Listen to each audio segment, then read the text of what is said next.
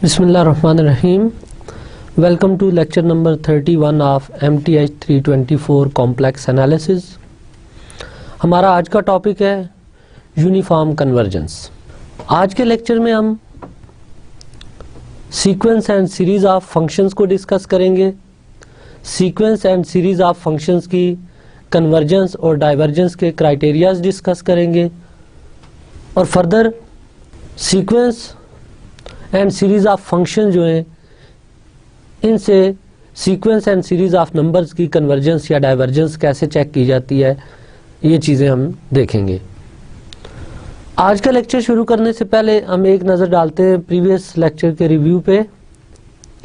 Last lecture में हमने Fourier integrals discuss किए थे, इंडेंटेड इंटीग्रल्स डिस्कस किए थे और इस टाइप के इंटीग्रल्स को सॉल्व किया था using Cauchy residue theorem.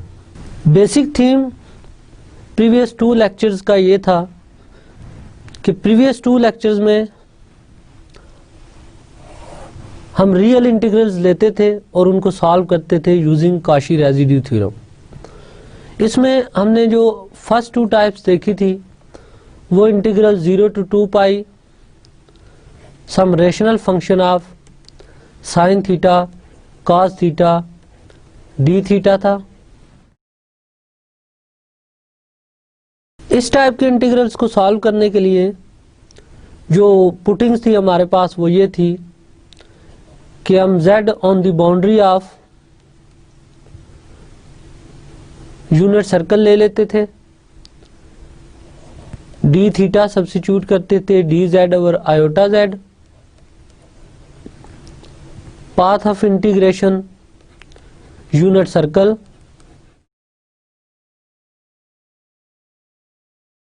cos theta put करते थे z plus z power -1 divided by 2, sine theta put करते थे z minus z power -1 divided by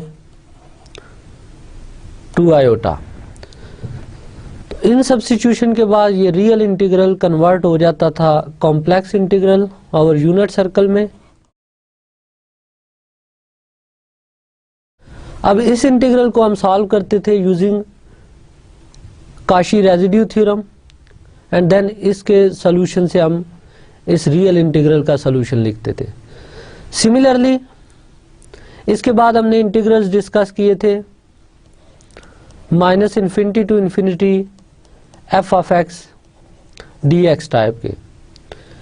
इसमें हम एक्स को जेड से रिप्लेस करते थे और ये कॉम्प्लेक्स इंटीग्रल में कन्वर्ट हो जाता था।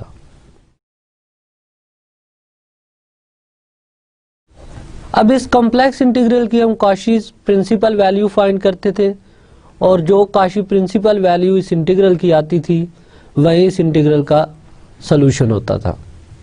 देन हमने इंटीग्रल डिस्कस किए minus infinity to infinity F of X sine alpha X D X और F of X cos alpha X D x type के। इसमें हम साइन अल्फा एक्स और कॉज अल्फा एक्स को रिप्लेस करते थे E power iota alpha X से, then X को रिप्लेस करते थे जेड से, तो ये complex integral F of Z D Z form में आ जाता था। अगेन हम इसको काशी सीरीज से सॉल्व कर लेते थे। अब इस टाइप के जो इंटीग्रल थे इनको हम डिक्लेयर कर रहे थे फोरियर इंटीग्रल्स। फिर हमने देखा था कि अगर सिंगुलरिटीज रियल एक्सिस पे लाई कर जाए तो इस टाइप के इंटीग्रल्स को सॉल्व करने के लिए भी मेथड डेवलप किया था हमने और काशी रेजिड्यू थ्योरम को यूज करके इन इंटीग्रल्स को सॉल्व किया था। ये तो था प्रीवियस लेक्चर का रिव्यू। अब आज के लेक्चर में हम क्या स्टडी करेंगे ये देखते हैं। आज का लेक्चर हमारा है अबाउट यूनिफॉर्म कन्वर्जेंस। तो इसमें हम sequence and series of functions को लेंगे और उनकी कन्वर्जेंस डिस्कस करेंगे।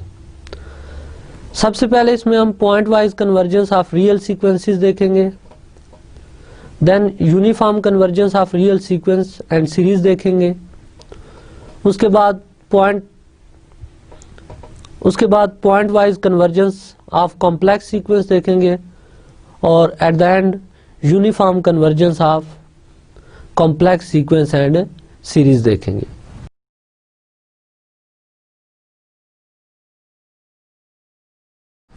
तो ये तो थी आज के लेक्चर्स की आउटलाइन। अब सबसे पहले नोट करें कि जब हमने सीक्वेंस को डिफाइन किया था, सीक्वेंस ऑफ नंबर्स को, तो हमने कहा था a function whose domain is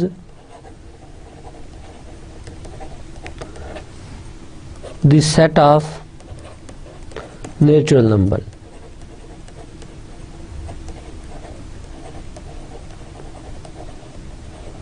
is called a sequence.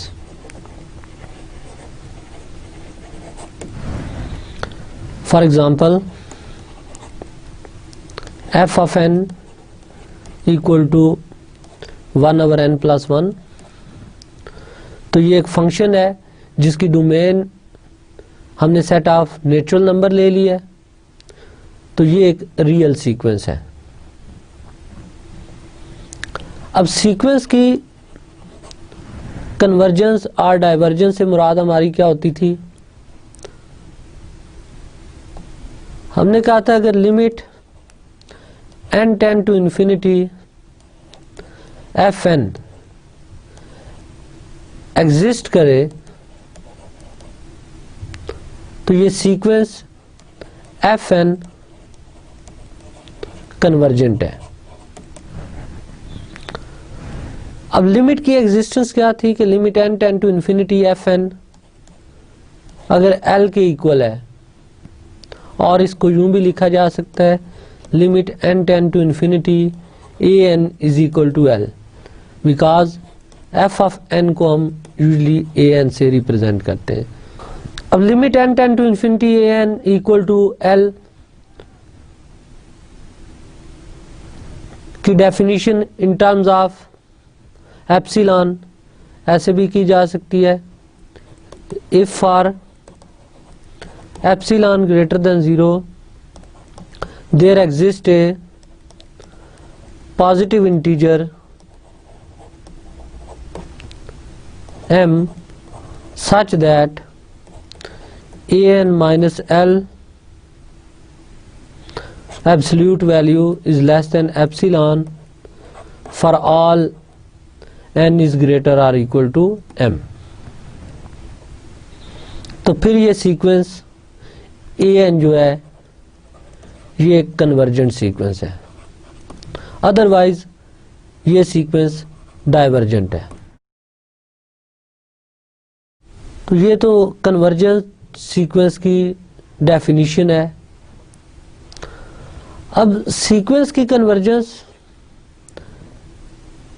Check करने के 3 मेथड जो मैंने आपको बताए थे, एक तो बाय डेफिनेशन है,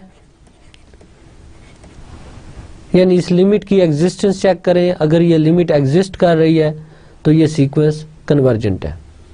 दूसरा क्राइटेरिया ये था कि every bounded monotonic sequence is convergent. और third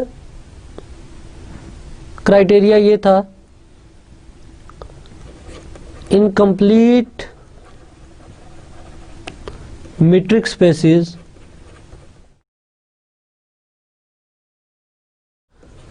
every Cauchy sequence is convergent।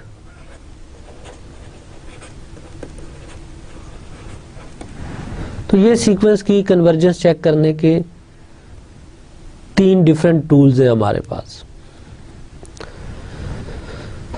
Sequence के बाद हमने सीरीज ऑफ नंबर्स को डिफाइन किया था कि जब भी हम सीक्वेंस की टर्म्स को ऐड कर लें तो हमारे पास एक सीरीज आ जाती है। अब सीरीज की कन्वर्जेंस और डाइवर्जेंस कैसे डिफाइन होती है कि ये series summation a n convergent होती है अगर इसके sequence of partial sum convergent हो। देन हमने पॉजिटिव टर्म सीरीज की कन्वर्जेंस या डाइवर्जेंस के लिए टेस्ट डिस्कस किए थे, जिसमें basic comparison test, limit comparison test, ratio test, root test. तो ये सीरीज की कन्वर्जेंस चेक करने के डिफरेंट टेस्ट थे हमारे पास। अब sequence and series of numbers के बाद हमने पावर सीरीज डिफाइन की थी और पावर सीरीज की कन्वर्जेंस या डाइवर्जेंस चेक की थी कि उसके लिए हमें डिस्क ऑफ कन्वर्जेंस चाहिए, हर पावर सीरीज उस डिस्क ऑफ कन्वर्जेंस में कन्वर्जेंट होती है। फिर हमने 2 स्पेशल टाइप की पावर सीरीज स्टडी की थी, जिसमें एक टेलर सीरीज थी और एक लॉरेंट सीरीज थी। अब ऐसे फंक्शन जो एनालिटिक होते हैं इन ए सर्कुलर डोमेन, तो ऐसे फंक्शंस की हम टेलर सीरीज रिप्रेजेंटेशंस फाइंड कर सकते हैं। और वो फंक्शन जो एनालिटिक होते हैं इन एनुलर डोमेन, उन फंक्शन की लॉरेंट सीरीज एक्सपेंशन फाइंड कर सकते हैं। ये पावर सीरीज रिप्रेजेंटेशंस कहाँ कहाँ यूज होती हैं, इसको हमने देखा था कि कॉम्प्लेक्स लॉरेंट सीरीज जो है ये यूज हुई थी रेजिड्यू डिफाइन करने में, और रेजिड्यू की एप्लीकेशन आपने देखी कि उसको हमने यूज किया कॉशी रेजिड्यू थ्योरम में, और कॉशी रेजिड्यू थ्योरम की एप्लीकेशंस रियल इंटीग्रल सॉल्व करने में देखी हमने। अब जैसे मैंने पहले बात की कि आज का लेक्चर है हमारा about sequence and series of functions पे। अब sequence and series of functions किस टाइप के होते हैं इसको देखते हैं।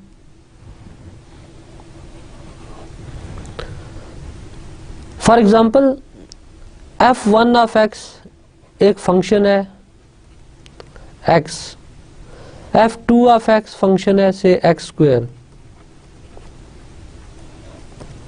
f3 ऑफ x फंक्शन है x cube and so on. तो अब ये f1, f2 so on in general fn ये एक सीक्वेंस ऑफ फंक्शन है।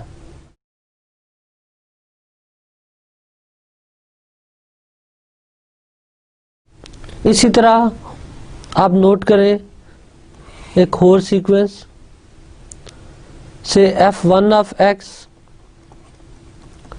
साइन x है, f2 of x sine 2x,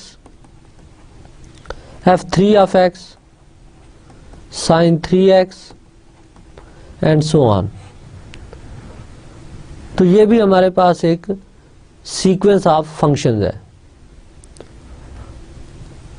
अब जिस तरह हमने नंबर्स के सीक्वेंस की कन्वर्जेंस देखी, अब हम देखते हैं कि ये फंक्शंस के जो सीक्वेंसेस हैं इनका कन्वर्जेंस क्राइटेरिया क्या है। सबसे पहले हम रियल सीक्वेंसेस की बात करेंगे और बाद में हम इन्हीं आइडियाज़ को जनरलाइज करेंगे sequence and series of complex functions को स्टडी करने के लिए। तो फर्स्ट डेफिनेशन है point wise convergence of real sequence. Suppose fn हमारे पास एक रियल सीक्वेंस ऑफ फंक्शंस है।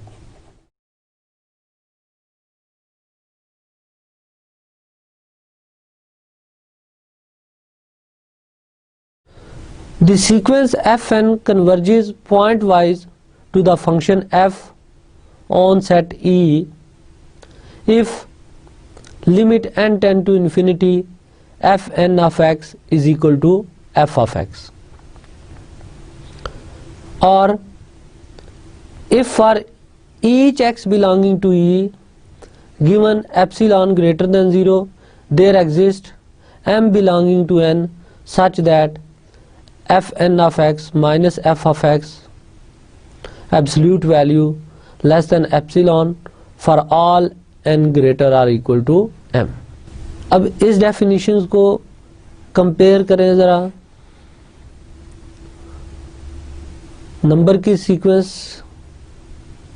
जो कन्वर्जेंट हो उससे, तो वहाँ पे हमने कहा था कि अगर limit n tend to infinity a n l के इक्वल है, और इसको यूं भी हम कह सकते हैं कि for epsilon greater than 0 there exist m belonging to n such that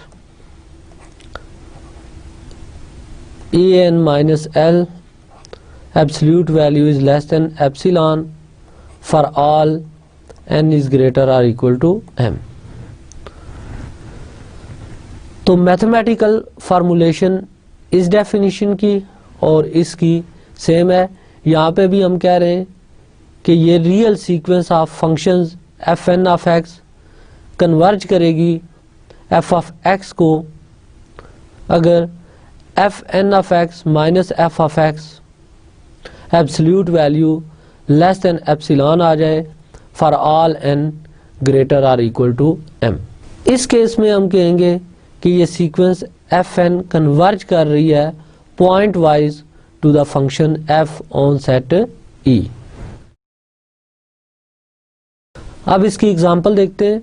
show that the sequence x over 1 plus n x belongs to 0 infinity converges to f of x equal to 0 where x belongs to semi open interval 0 to infinity। Here f n of x equal है x over 1 plus n x के। Note करें कि इस case में f1 of x जो first function है x over 1 plus x है, second function x over 1 plus 2x है, एंड सो ऑन। इस सीक्वेंस ऑफ फंक्शन की जो nth टर्म है एफ एन ऑफ एक्स वो x over 1 plus n x के इक्वल है।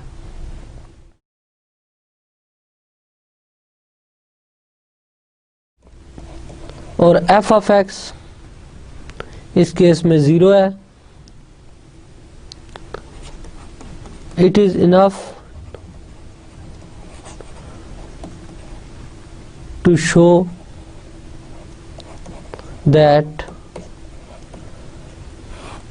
for epsilon greater than 0 there exists a positive integer m such that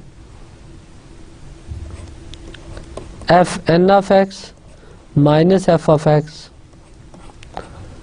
less than epsilon for all n is greater or equal to m। तो ये target है जिसको हमने meet करना है। Consider f n of x minus f of x. F n of x की value इस case में x over 1 plus n x है,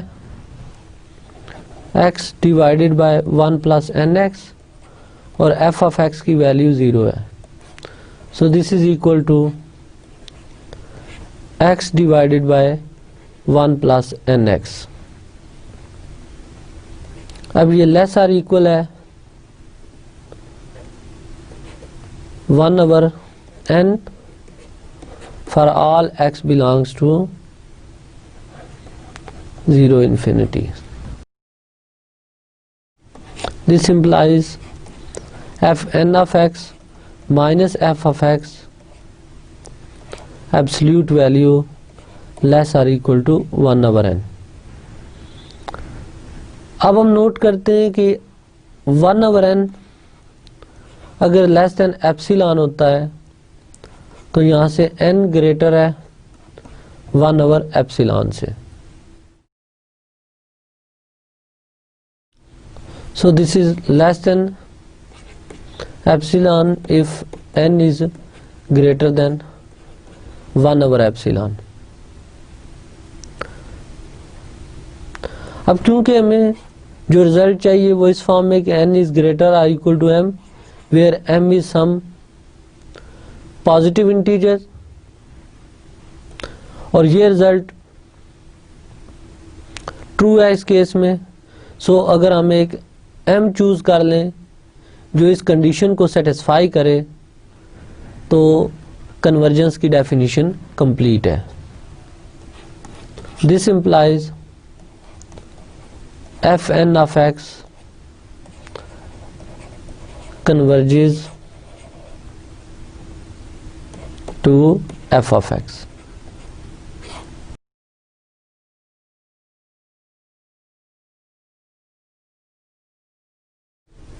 next, uniform convergence of real sequence से हमारी क्या मुराद है। अब कन्वर्जेंस की डेफिनेशन में जब नंबर m फाइंड किया जाता है तो ये m यूजली डिपेंड करता है एप्सिलॉन पे और x पे। ये हम बात कर रहे हैं पॉइंट वाइज कन्वर्जेंस की। पॉइंट वाइज कन्वर्जेंस में नॉर्मली m डिपेंडेंट होता है एप्सिलॉन एंड x पे। इन केस अगर हम m ऐसा नंबर फाइंड कर लेते हैं जो इंडिपेंडेंट ऑफ x आ जाता है और ओनली डिपेंड करता है एप्सिलॉन पे, तो इस केस में जो कन्वर्जेंस होगी उसको हम यूनिफॉर्म कन्वर्जेंस कहेंगे।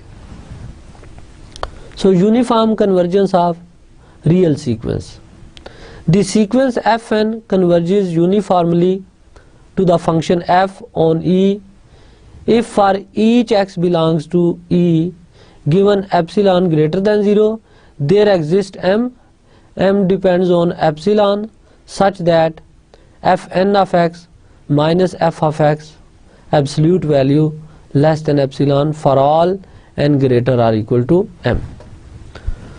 नोट करें कि ये डेफिनेशन सेम है जैसे पॉइंट वाइज कन्वर्जेंस की थी, सिर्फ डिफरेंस इसमें यह है कि वहाँ m डिपेंडेंट होता है एप्सिलॉन पे और x पे, और यहाँ पे जो m है वो डिपेंडेंट ऑन एप्सिलॉन है। Next example, test the convergence of sequence x power n x belongs to 0 1। यहाँ पे fn of x x power n के इक्वल है। सबसे पहले नोट करें कि अगर हम इसकी लिमिट देखना चाहें n टेंड टू इन्फिनिटी तो ये इक्वल होगी limit n tend to infinity x power n के। अब क्योंकि ये कन्वर्जेंस हम चेक कर रहे हैं 0 1 इंटरवल में, सो ऑब्जर्व करें कि अगर हम x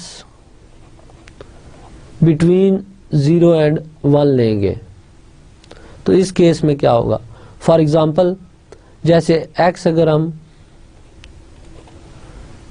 1/2 ले लेते हैं तो ये लिमिट इस फॉर्म में आएगी, limit n tend to infinity 1/2 to the power n, और n को इन्फिनिटी पुट करें तो 1/2 power infinity which is equal to 0।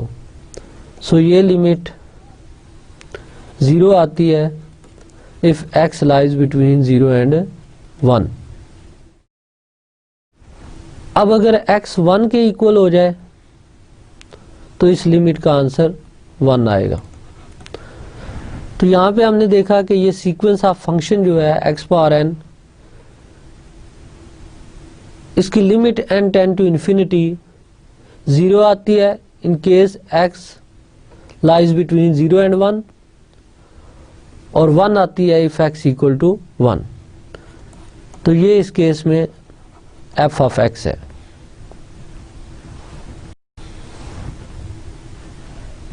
So first note that limit n tend to infinity f n of x is equal to 0 if x lies between 0 and 1, and 1 if x equal to 1, which is equal to f of x। ये piece wise function f of x के equal. अब हम देखते हैं कि ये convergence uniform है या नहीं। तो इसके लिए हम m फाइंड आउट करेंगे। अगर m डिपेंड करेगा ओनली ऑन एप्सिलॉन तो ये कन्वर्जेंस यूनिफॉर्म होगी। So for x between 0 and 1,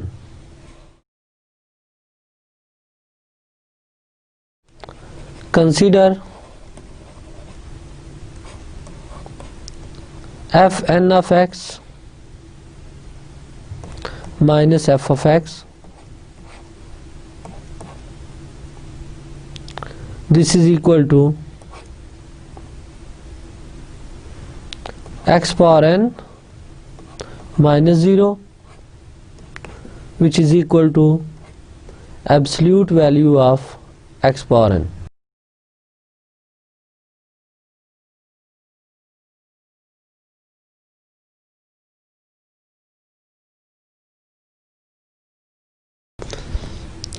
अब अगर x पावर n को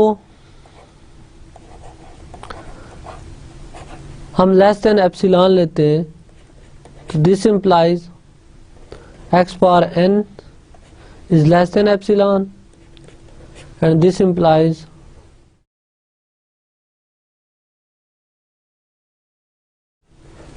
one over x power n is greater than 1 over epsilon, and this implies n log of 1 over x is greater than log of 1 over epsilon, and this implies n is greater than log 1 over epsilon divided by log 1 over x. So this is less than epsilon if n is greater than log 1 over epsilon divided by log 1 over x. अब इस number को अगर आप m declare करें तो m depend कर रहा है एप्सिलॉन पे और x पे भी। सो इस केस में ये कन्वर्जेंस यूनिफॉर्म नहीं है। Since m depends on epsilon and x, so convergence is not uniform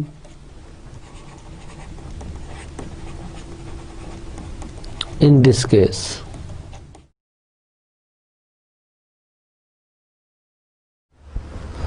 तो ये क्राइटेरिया था किसी भी सीक्वेंस ऑफ फंक्शंस की कन्वर्जेंस चेक करने का कि आया वो कन्वर्जेंस यूनिफॉर्म है या नहीं है।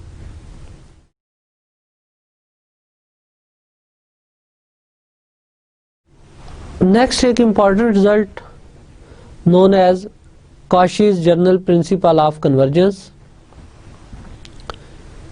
इसकी स्टेटमेंट कुछ यूं है, the sequence f n converge uniformly to the function f on e if and only if given epsilon greater than 0 there exist and one belongs to n such that f m of x minus f n of x absolute value less than epsilon for all mn greater or equal to n1।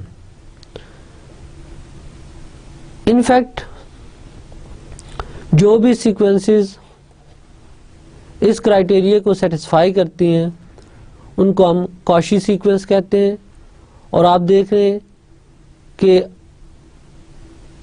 हमने कहा है कि ये sequence f n converge करेगी uniformly to the function f if and only if, अगर ये इस criteria को सेटिस्फाई करे f m of x minus f n of x is less than epsilon for all m n greater or equal to n one.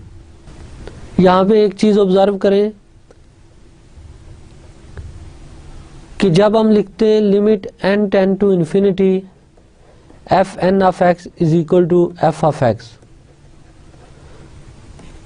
ये implies करती है कि f n of x minus f of x absolute value less than epsilon होनी चाहिए for all n is greater equal to some m. तो यहाँ आप sequence की डिफरेंट टर्म्स का डिफरेंस जो देख रहे हैं एफ ऑफ एक्स से देख रहे हैं, बट यहाँ पे हम सीक्वेंस की टू टर्म्स ले रहे हैं एफ एम ऑफ एक्स और एफ एन ऑफ एक्स, और इनका डिफरेंस देख रहे हैं कि इनके डिफरेंस की जो एब्सोल्यूट वैल्यू है वो एप्सिलॉन से लेस है या नहीं है। तो अगर इस कंडीशन के अंदर सीक्वेंस की टू डिफरेंट टर्म का डिफरेंस लेस देन एप्सिलॉन हो तो ये सीक्वेंस एफ एन कन्वर्ज करती है यूनिफॉर्मली। एंड कन्वर्सली जितनी भी सीक्वेंसेस यूनिफॉर्मली कन्वर्जेंट हों वो इस क्राइटेरिया को मस्ट फुलफिल करती हैं। अब इस क्राइटेरिया का प्रूफ हम पार्शली देखते हैं। Suppose f n converges to f uniformly. This implies for epsilon greater than 0 there exists m dependent on epsilon such that f n of x minus f of x less than say epsilon by 2 for all n is greater or equal to m. Let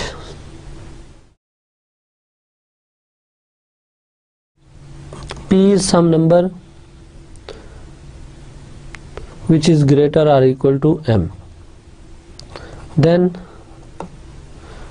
ये condition fulfil होगी F P of x minus f of x less than epsilon by 2.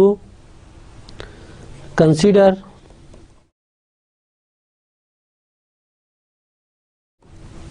f n of x minus f p of x. This is equal to f n of x minus f of x plus f of x minus f p of x. अब दोनों side की absolute value लें, triangle inequality use करें।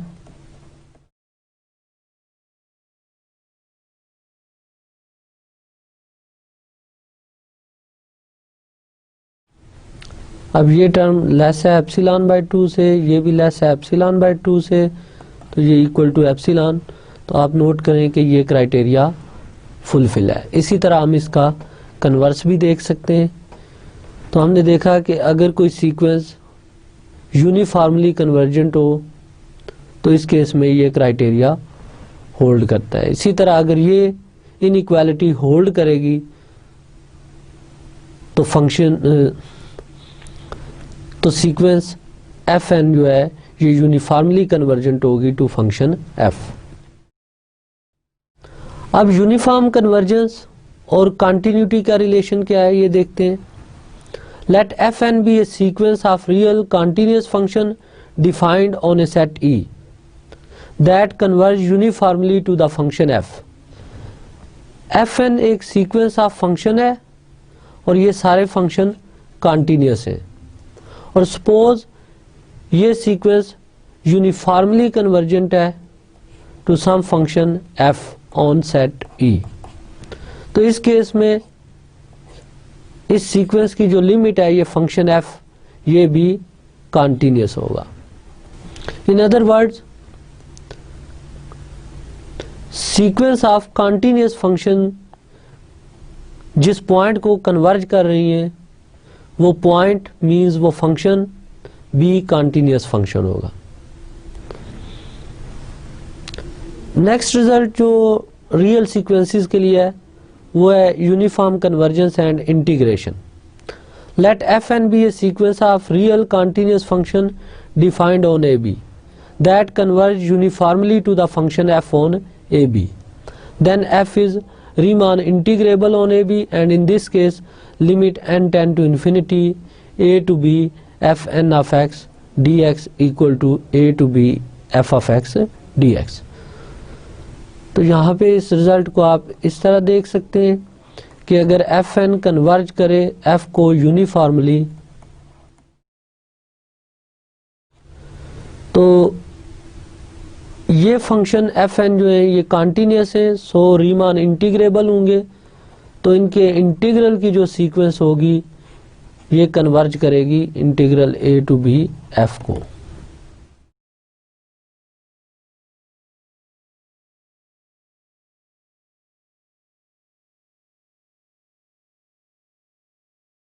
तो यहां तक हमने sequence of real functions को डिस्कस किया और उनकी कन्वर्जेंस देखी।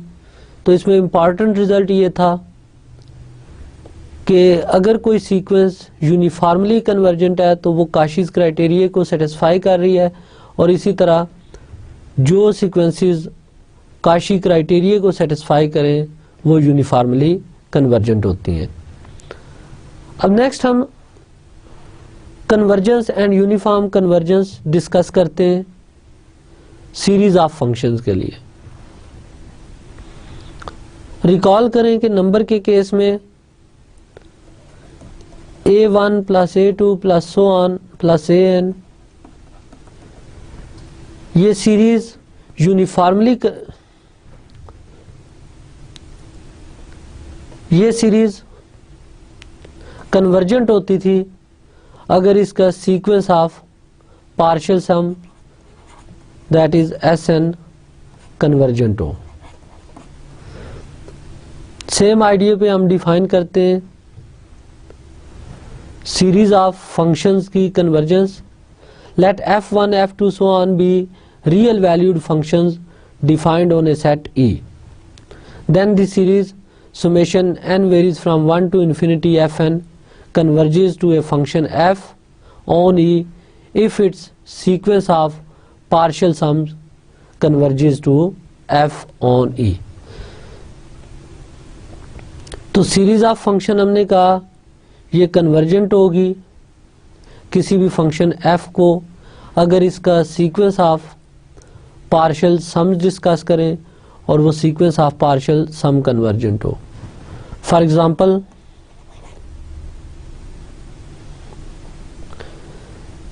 जैसे हम एक सीरीज ऑफ फंक्शंस लेते हैं जिसमें f1 ऑफ x 1 के इक्वल है, f2 ऑफ x x है, f3 of x x square over 2 factorial है, f4 of x x cube over 3 factorial है, एंड सो ऑन। तो ये हमारे पास सीक्वेंस की टर्म्स आ गई। अब इनको ऐड करें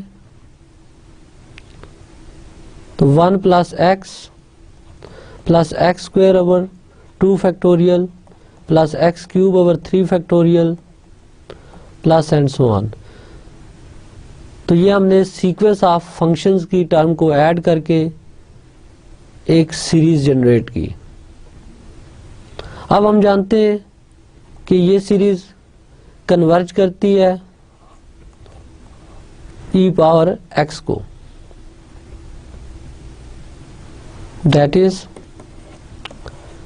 e power x equal to 1 plus x square over 2 factorial plus and so on. तो नोट करें इससे हम कितनी नंबर्स की सीरीज का सम फाइंड कर सकते हैं। फॉर एग्जांपल अगर x को 1 पुट करें तो 1 plus 1 plus 1/2 factorial plus 1/3 factorial plus so on, numbers की इस सीरीज का सम e आ जाएगा। इसी तरह अगर आपने just 1 plus 1/2 factorial plus 1/3 factorial so on इसका सम देखना हो तो इस नंबर्स की सीरीज का सम e-1 के इक्वल है। इसी तरह आप देख सकते हैं कि नंबर्स की बेशुमार सीरीज का सम हम इस फॉर्म से ही ला सकते हैं। अब सीरीज ऑफ फंक्शन जो है इनकी कन्वर्जेंस चेक करने के लिए जो मेजर टूल रियल में हमारे पास है वो है Weierstrass M test for uniform convergence. तो इस टेस्ट की स्टेटमेंट और कुछ एप्लीकेशन देखते हैं। Let summation f k be a series of real valued functions defined on a set E. If there exist positive numbers m1, m2 so on with summation mk is convergent such that fk x absolute value less or equal to mk for all x belongs to E and k equal to 1, 2 and so on, then the series summation k fk converges uniformly on E. तो इस test को apply करने के लिए हमें एक series of functions दी गई है सुमेशन एम के एफ के। अब हमने नंबर्स की एक कन्वर्जेंट सीरीज ऐसी फाइंड करनी है कि इस नंबर की सीरीज में जो फर्स्ट टर्म है m1 ये डोमिनेट करे f1 को फॉर ऑल x।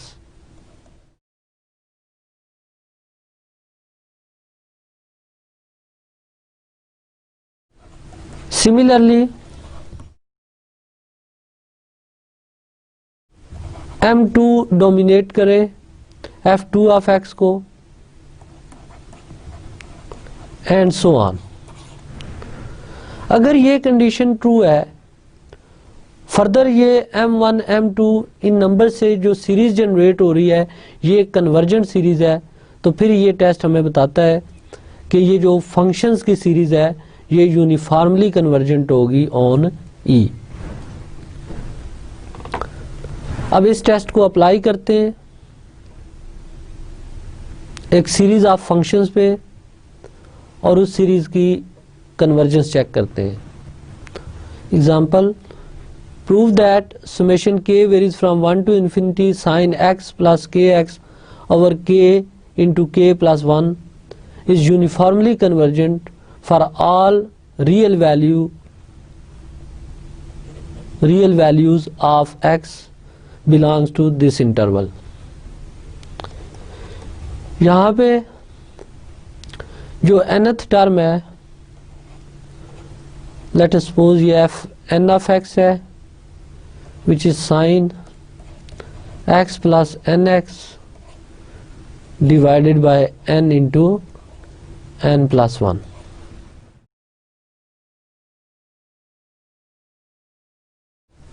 सबसे पहले नोट करें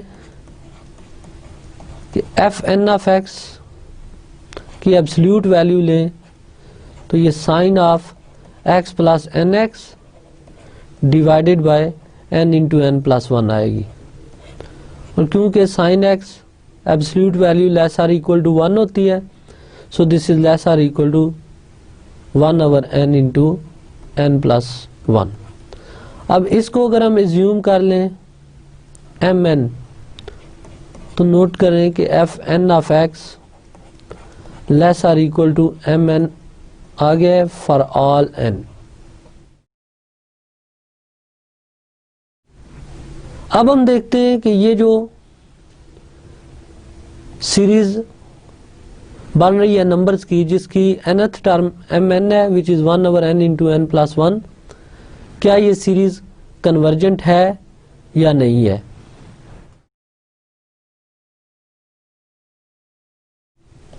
सो कंसीडर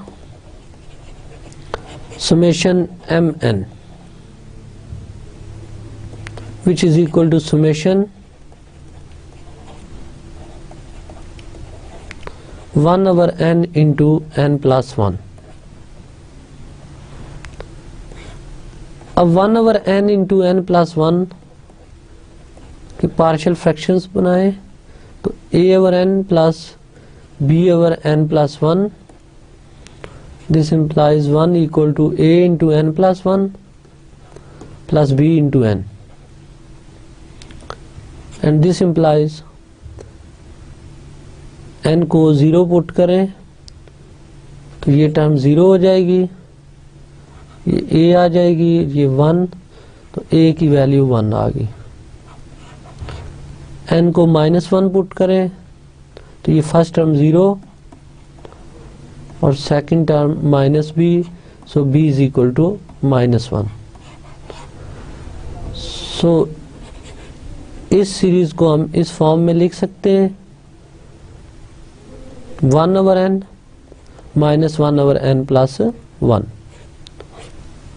अब इस सीरीज को आप फुल एक्सपेंशन में लिखें, n को 1 पुट करें तो 1 माइनस 1/2, n को 2 पुट करें 1/2 माइनस 1/3, n को 3 पुट करें तो 1/3 माइनस 1/4 एंड सो ऑन। आप नोट करें कि इसका सम जो आएगा वो 1 आएगा।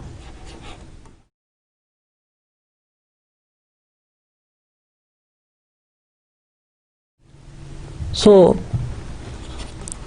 summation mn is convergent।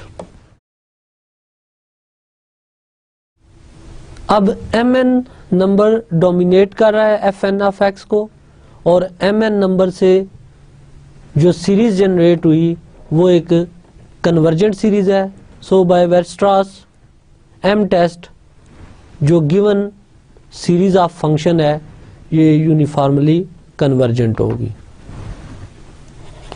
So by m test given series is uniformly convergent। तो ये क्राइटेरिया था इस टेस्ट को अप्लाई करने का। अब यूनिफॉर्म कन्वर्जेंस से रिलेटेड कुछ और result. Let summation k varies from 1 to infinity fk of x be a series of Riemann integrable functions which converge uniformly to f. Then f is Riemann integrable on AB and integral a to b fk of x dx का summation ये equal होता है integral a to b f of x dx के। तो यहाँ तक ये discussion हमारी कंप्लीट होती है real sequence of functions and real series of functions की कन्वर्जेंस और डाइवर्जेंस चेक करना। ये जस्ट रिव्यू था यूनिफॉर्म कन्वर्जेंस का। इस रिव्यू को हमने इन डिटेल देखा क्योंकि इससे पहले यूजली आप लोगों की प्रैक्टिस नहीं होती सीक्वेंस ऑफ फंक्शन या सीरीज ऑफ फंक्शंस की कन्वर्जेंस या डाइवर्जेंस रियल केस में कैसे स्टडी की जाती है। सो आपने देखा कि हमने नंबर्स की सीक्वेंस ली, उनकी कन्वर्जेंस से सीक्वेंस ऑफ फंक्शंस की कन्वर्जेंस को डिफाइन किया। उसमें पॉइंट वाइज कन्वर्जेंस क्या होती है, यूनिफॉर्म कन्वर्जेंस क्या होती है, इन दोनों केसेस को डिस्कस किया। सिमिलरली हमने सीरीज ऑफ फंक्शंस को डिफाइन किया। ये भी कॉन्सेप्ट पैरेलल था, जैसे नंबर्स की सीरीज डिफाइन होती है और सीरीज ऑफ कन्वर्जेंस और सीरीज ऑफ फंक्शन की कन्वर्जेंस डिफाइन की कि सीरीज ऑफ फंक्शन कन्वर्ज करती है अगर sequence of partial sum convergent हो।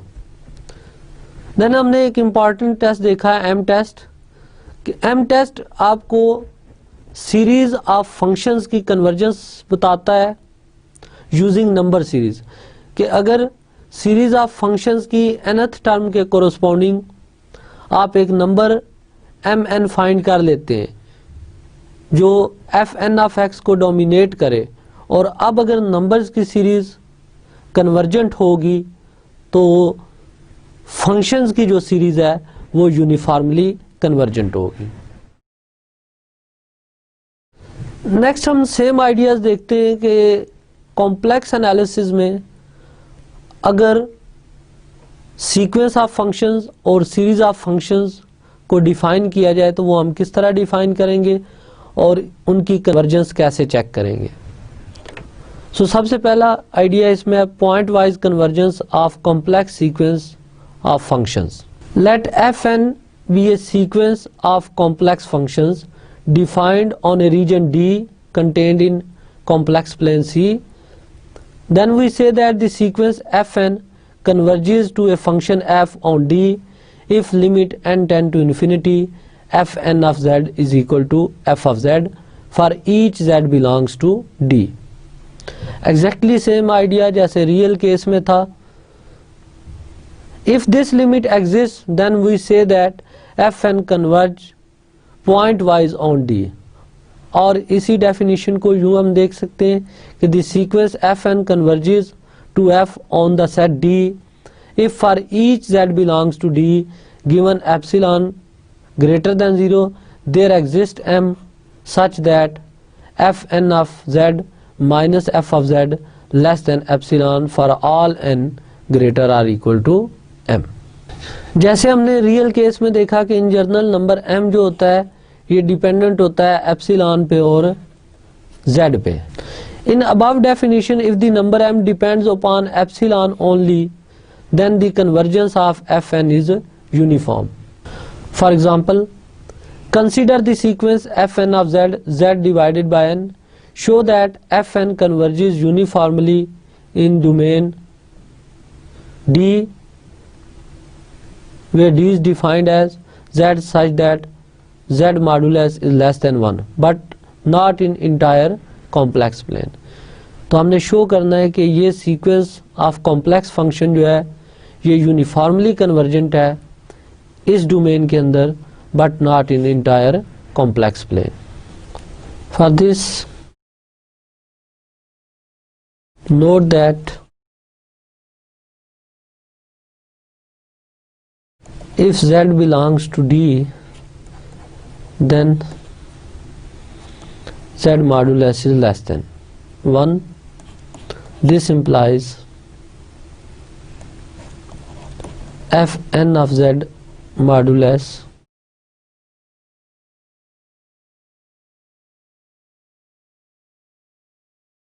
is equal to z modulus divided by n, and which is less than 1 over n. Also limit n tend to infinity fn of z ये 0 के equal है।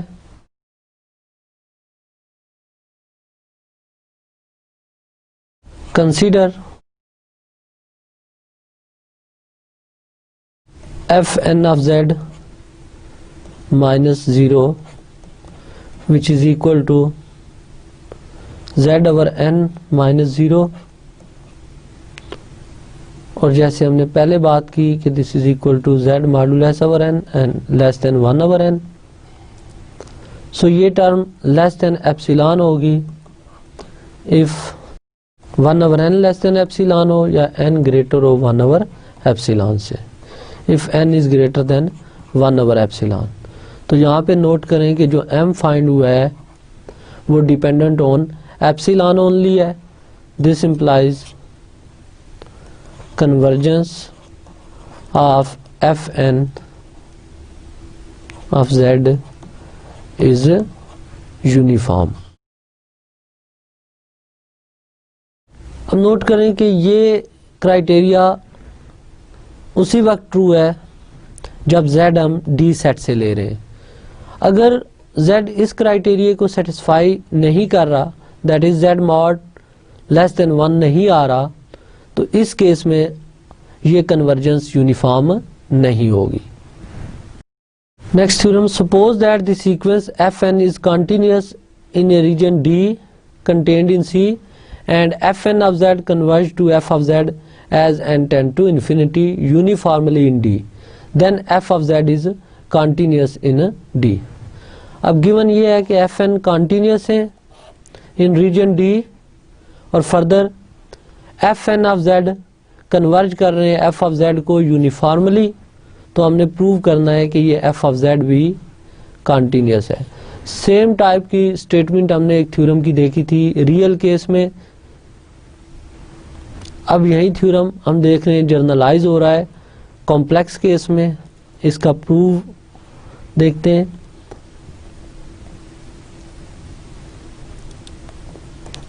To prove f of z is continuous in D, इसके लिए हम late कर लेते हैं कि z not belongs to D, एक आर्बिट्ररी पॉइंट ले लिया। तो सबसे पहले f की कंटिन्यूटी हम चेक करते हैं इस आर्बिट्ररी पॉइंट पे। So consider f of z minus f of z not. So consider f of z minus f of z not. इसको हम लिख सकते हैं f of z minus fn of z plus fn of z minus fn at z naught plus fn at z naught minus f of z not. तो यहाँ पे जो trick use हुई है वो जस्ट ये टर्म ऐड सब्ट्रैक्ट की गई है और इसी तरह ये वाली टर्म भी ऐड और सब्ट्रैक्ट की गई है। This is equal to f of z minus fn of z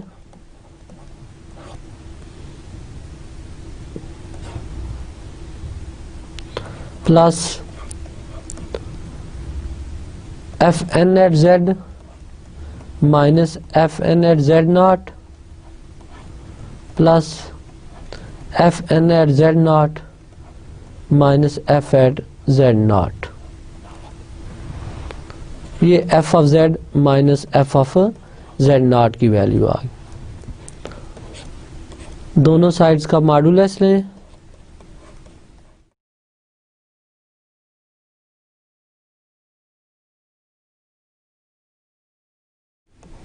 तो ये f of z minus fn of z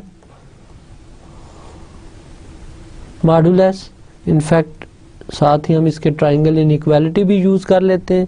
so this is less than or equal to f of z minus fn at z plus fn at z minus fn at z naught plus fn at z naught minus f of z not.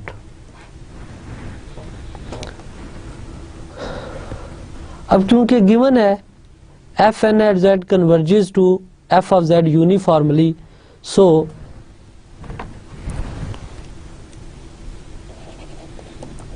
given fn of z converges to f of z,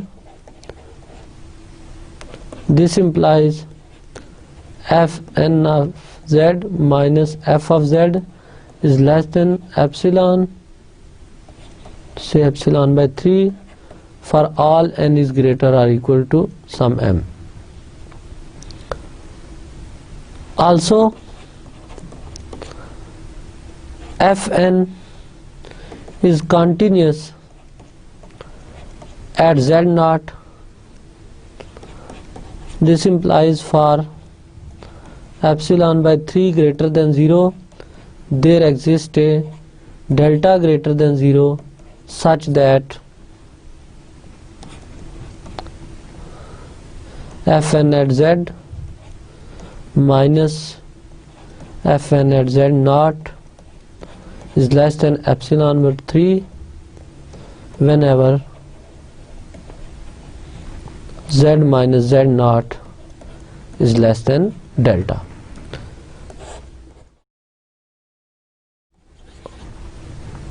अब इस inequality 1 और 2 को अगर हम use करें previous inequality में, तो ये फर्स्ट टर्म लेस आ जाएगी एप्सिलॉन ओवर 3 से, थर्ड भी एप्सिलॉन ओवर 3 से लेस आएगी एफ एन की यूनिफॉर्म कन्वर्जेंस से, और ये जो मिडिल टर्म है ये एफ एन की कंटिन्यूटी एट जेड नॉट जो है उससे फॉलो होगी कि ये लेस है एप्सिलॉन ओवर 3 से. So this implies f of z minus f of z naught is less than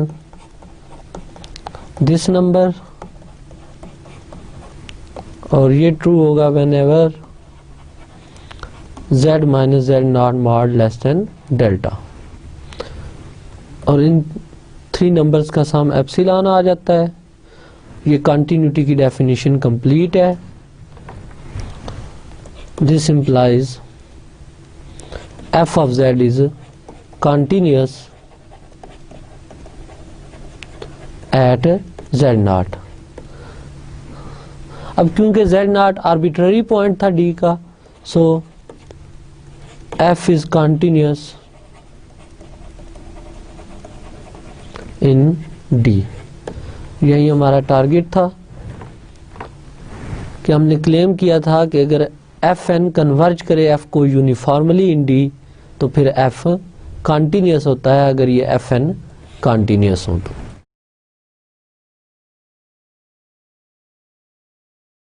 अब नेक्स्ट थ्योरम कॉम्प्लेक्स इंटीग्रल्स और यूनिफॉर्म कन्वर्जेंस का रिलेशन है. Suppose that the sequence f n is continuous in a region D and f n converges to f as n tend to infinity uniformly in D.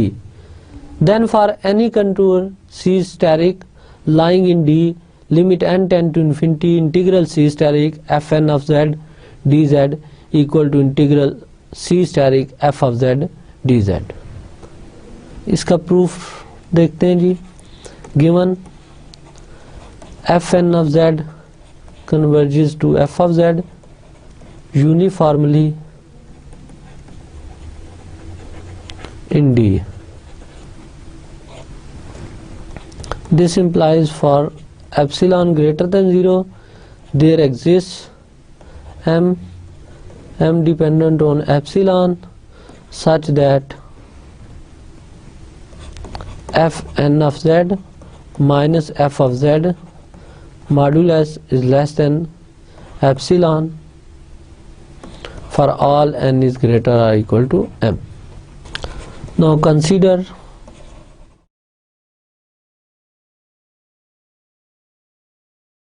integral over C steric fn of z dz minus integral over C steric f of z dz modulus. This is equal to integral over C steric fn of z minus f of z into dz.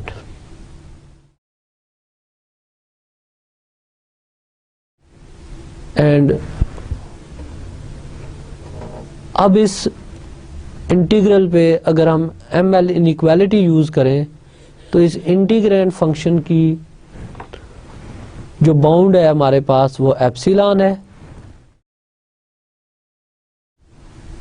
So by M L inequality this is less than epsilon times L where L is the length of C steric. When epsilon tends to 0 हम देखते हैं कि ये right side 0 को approach कर जाएगी और जब ये राइट साइड 0 को अप्रोच करेगी तो रिक्वायर्ड रिजल्ट फॉलो हो जाता है. तो यहाँ तक तो हमने कॉम्प्लेक्स सीक्वेंस ऑफ फंक्शंस की कन्वर्जेंस चेक की और इसका कंटिन्यूटी और इंटीग्रेशन से रिलेशन देखा. अब हम कॉम्प्लेक्स सीरीज ऑफ फंक्शंस की बात करेंगे और उसकी कन्वर्जेंस डिस्कस करेंगे। सो डेफिनेशन देखते हैं। Let f1 f2 so on be complex valued functions defined in a region D, then the series summation fn converges uniformly in D if its sequence of partial sums converges in D। Same idea जो हमने number के case में देखा था कि numbers की series converge करती है अगर उससे सीक्वेंस ऑफ पार्शियल सम जो जनरेट करे वो सीक्वेंस कन्वर्जेंट हो। इसी तरह हमने पावर सीरीज में देखा था कि कोई भी पावर सीरीज कन्वर्ज करती है अगर उसकी सीक्वेंस ऑफ पार्शियल सम जो है वो कन्वर्जेंट हो। रियल सीरीज ऑफ फंक्शन में भी डेफिनेशन सेम थी कि रियल सीरीज ऑफ फंक्शन जो है वो कन्वर्जेंट होती है अगर उसके कोरस्पॉन्डिंग जो सीक्वेंस ऑफ पार्शियल सम्स है वो सीक्वेंस कन्वर्जेंट हो। तो इसी डेफिनेशन की जनरलाइजेशन कॉम्प्लेक्स केस में भी है कि अगर हमारे पास f1 f2 so on fn एक कॉम्प्लेक्स वैल्यूड फंक्शंस हूँ, डिफाइंड हूँ। यार यहां से दोबारा करना। सेम केस है कॉम्प्लेक्स फंक्शंस की सीरीज का कि अगर f1 f2 सो ऑन ये कॉम्प्लेक्स वैल्यूड फंक्शंस हों तो इनसे बनने वाली ये सीरीज यूनिफॉर्मली कन्वर्जेंट होगी इन D अगर sequence of partial sum converge करे in D। Weierstrass M test for uniform convergence of complex series. Let summation fk be series of complex valued function in a region D। अब ये series of complex function defined है इन some reason D। Suppose करें कि m1 m2 ऐसे positive numbers हैं जिनसे बनने वाली सीरीज कन्वर्जेंट है। फर्दर ये सारे नंबर डोमिनेट कर रहे हैं मॉडुलस ऑफ एफ के ऑफ जेड को, तो देन ये सीरीज जो होगी ये यूनिफॉर्मली कन्वर्जेंट होगी इन डी। अब एट द एंड हम इस थ्योरम की एम टेस्ट की कुछ एप्लीकेशंस देखते हैं। So first example is test the convergence of the following series in indicated regions और sets. First part, given series of function is summation n varies from 1 to infinity z power n over n square. Here fn of z is z power n over n square. इसका modulus लें, this is equal to z power n over n square modulus. अब z power n over n square modulus ये strictly less होगा 1 over n square से, because z belongs to D, this implies modulus of z is less than 1। अब 1 over n square को as mn number treat करें तो fn of z modulus less होगा mn से, where mn is 1 over n square and ये result true है for n equal to 1 2 3 and so on all terms of the series के लिए। तो numbers की एक डोमिनेटेड सीरीज हमें मिल गई विच इज सुमेशन mn। अब ये चेक करते हैं कि ये सीरीज कन्वर्जेंट है या नहीं। सो इसके लिए कंसीडर करें summation mn which is summation n 1 over n square। अब क्लियरली ये एक p सीरीज है with p equal to 2 is convergent because summation 1 over n power p type की जो सीरीज होती हैं ये कन्वर्जेंट होती हैं if p greater than 1 and divergent होती हैं if p is less or equal to 1, तो इस केस में p2 है, ये कन्वर्जेंट है. सो बाय m टेस्ट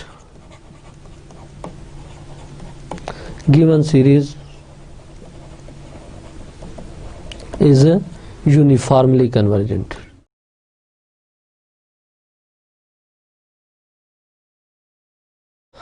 अब हम सेकंड सीरीज को देखते हैं. अगेन सेकंड सीरीज में नोट करें कि z माइनस 2 मॉडुलस लेस है 1/3 के इनसाइड d, और हमने इस सीरीज की कन्वर्जेंस चेक करनी है.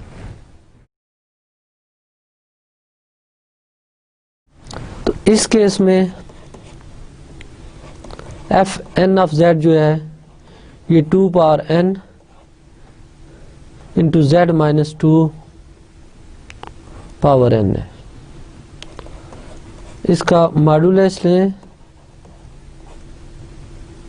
So this is equal to 2 power n into z minus 2 whole power n का modulus, and this is strictly less then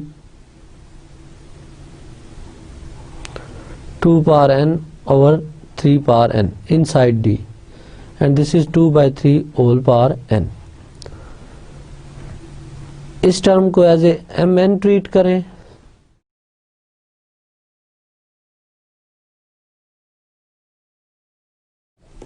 अब कंसीडर करें summation mn which is summation over n 2/3 whole power n is geometric series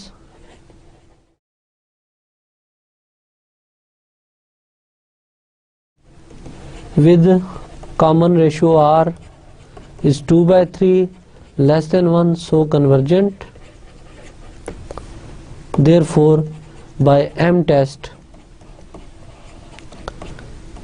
given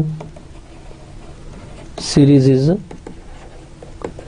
convergent, और ये convergence जो है ये uniform है.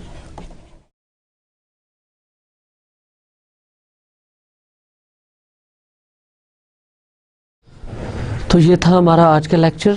आज के लेक्चर में हमने यूनिफॉर्म कन्वर्जेंस को डिस्कस किया,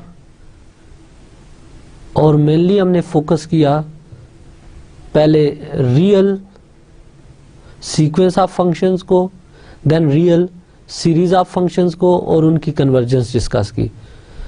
सेम आइडियाज़ को हमने जर्नलाइज किया कॉम्प्लेक्स केस में, और complex sequence of functions and complex series of functions की कन्वर्जेंस डिस्कस की, और इससे रिलेटेड कुछ इम्पॉर्टेंट थ्योरम्स देखे, उनके प्रूफ स्टडी किए, और at the end M test study किया जो सीरीज ऑफ कॉम्प्लेक्स फंक्शंस की यूनिफॉर्म कन्वर्जेंस चेक करने के लिए यूज़ होता है.